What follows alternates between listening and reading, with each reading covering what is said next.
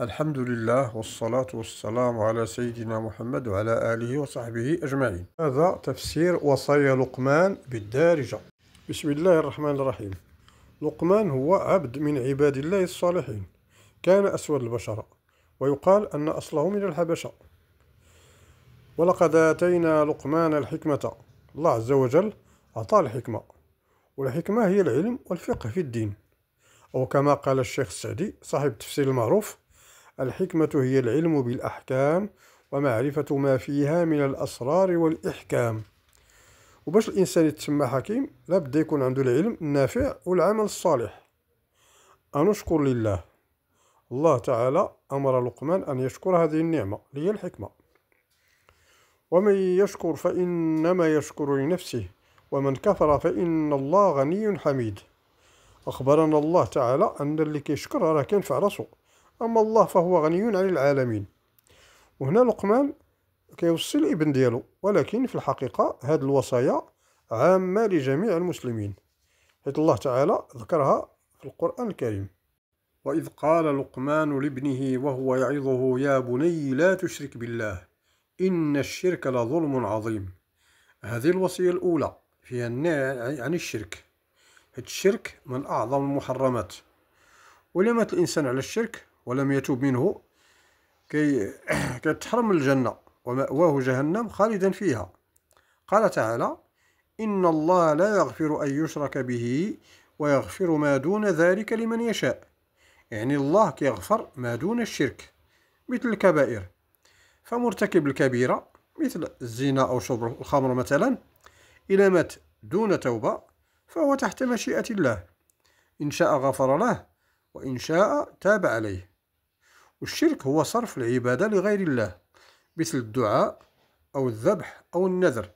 بعد ذكر حق الله عز وجل على العباد اللي هو عبادته وحده لا شريك له، انتقل إلى الوصية الثانية اللي كتعلق بحق الوالدين، في قوله تعالى: ووصينا الإنسان بوالديه.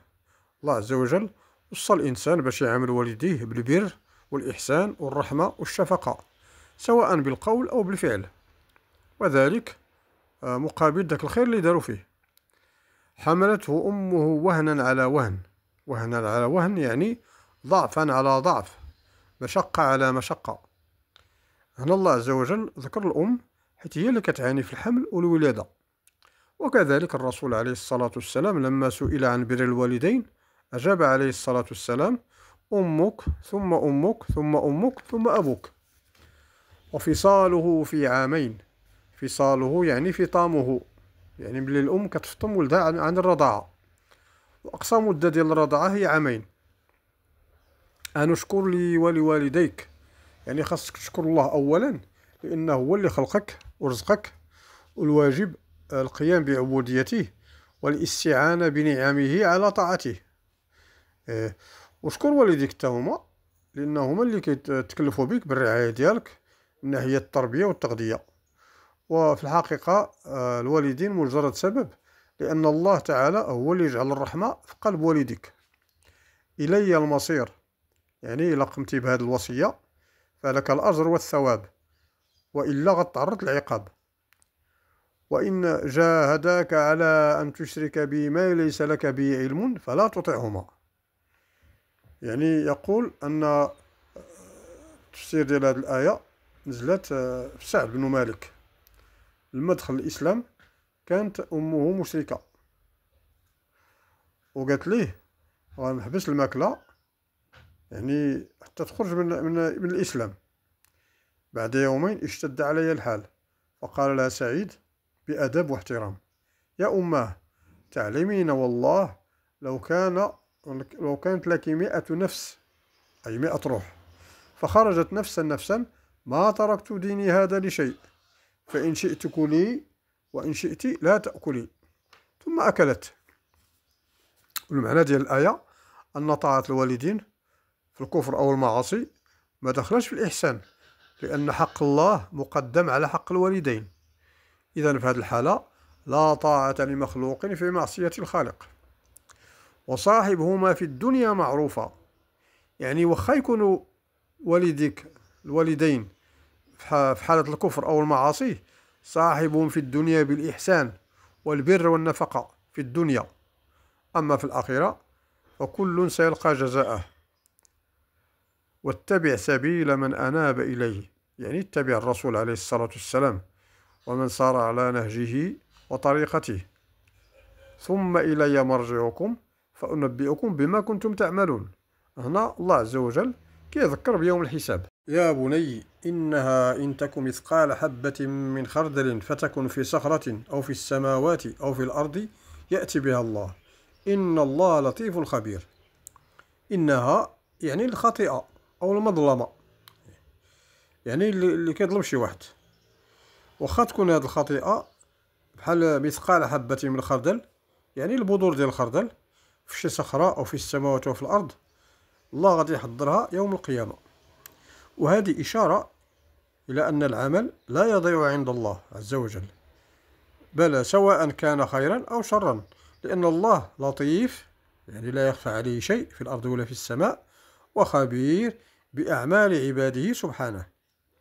والمقصود من هذه الآية أنه لا بد من مراقبة الله عز وجل في كل ما يقوله العبد ويفعله، حيث الله غادي يحاسبه يوم القيامة. يا بني أقم الصلاة، يعني بحدودها وفروضها وأوقاتها.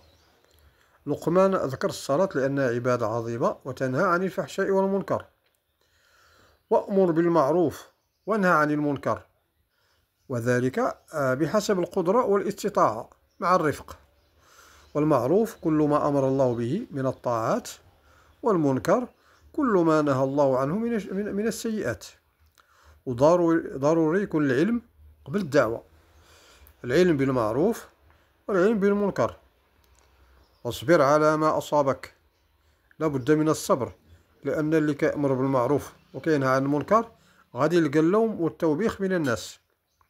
إن ذلك من عزم الأمور، يعني هذا الأمر كيحتاج للعزيمة وقوة الصبر. ثم بعد ذلك لقمان غينتقل إلى التحذير من بعض الأخلاق السيئة في قوله تعالى: ولا تصعر خدك للناس، لا يعني لا تعرض بوجهك عن الناس، يعني ما خصكش تدور عليهم وجهك احتقارا لهم، خص وجهك يكون منبسط مع الناس، كما جاء في الحديث الشريف: ولو أن تلقى أخاك ووجهك منبسط ولا تمشي في الأرض مرحا، بمعنى يمشي بتواضع وبعد عن مشية المتكبرين المتبخترين. لهذا قال مالك بن دينار وهو من التابعين لما شاف واحد القائد كيمشي مشية المتكبر والمتبختر قال ليه: يا هذا إن هذه المشية يبغضها الله إن الله لا يحب كل مختال فخور. مختال أي معجب بنفسه، فخور يعني فخور بماله بقوته وبنسبه أو بنسبه. واقصد في مشيك، يعني توسط في مشيتك، فالمشية ما خصهاش تكون سريعة، وما خصهاش عاوتاني يكون فيها التباطؤ والكسل والخمول.